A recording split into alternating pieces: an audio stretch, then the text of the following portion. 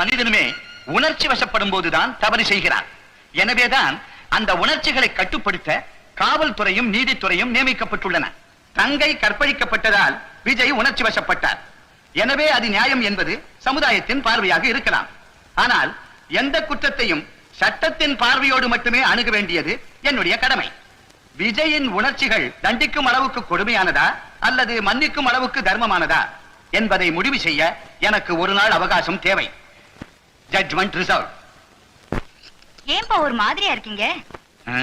ஒண்ணுமில்ல, இன்னைக்கு கோர்ட்ல நடந்த கேஸ பத்தி யோசனை பண்ணிக்கிட்டு இருக்கேன். ஓ, அந்த ராபின்ஹுட் கேஸா? ஆமா.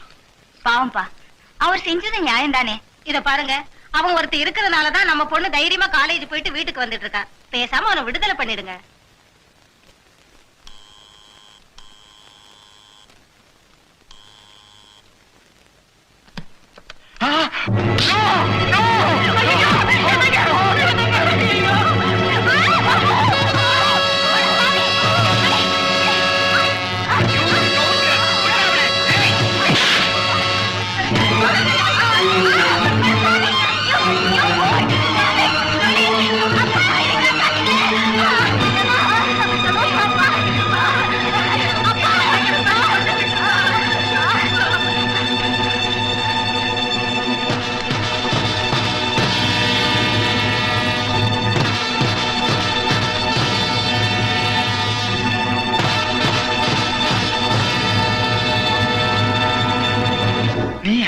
உங்க துப்பாக்கியில் இருக்க வேண்டிய புல்லட்ஸ் இது என் மேல பாஞ்சிருந்தா இப்ப நீங்களும் ஒரு ராபின்ஹுட், அதாவது கொலைகாரன், கரெக்டா?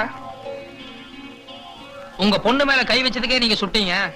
ஆனா மிஸ்டர் விஜய் தன்னோட தங்கச்சியை கற்பழிச்சதுக்கு அப்புறம் தான் சுட்டாரு. உணர்ச்சிகளை கட்டுப்படுத்துறதுக்காகத்தான் காவல்துறையும் நீதித்துறையும் இருக்குதுன்னு நீங்க தான் கோர்ட்ல சொன்னீங்க. ஆனா நீதித்துறையே இப்போ தன்னோட உணர்ச்சிகளை கட்டுப்படுத்த முடியாம நிக்குது. அப்படி இருக்கும்போது மிஸ்டர் விஜய் ஒரு சராசரி மனுஷன், அவர் தன்னோட உணர்ச்சிகளை கட்டுப்படுத்தான் ஆகணும்னு நீங்க எதிர்பார்க்கறது எந்த விதத்துல சார் நியாயம்? நல்லது நடக்கும்னா சொல்லலாம், இது வள்ளுவர் வாக்கு. நல்லவங்களை காப்பாத்துறதுக்காக கொலை கூட செய்யலாம். இது என்னோட தாழ்மையான கருத்து. நாளை கோர்ட்ல தீர்ப்பு எழுதும் போது இந்த புல்லட்ஸை பக்கத்துல வச்சுட்டு எழுதுங்க. வரேன். சாரிமா. சொல்லுங்க.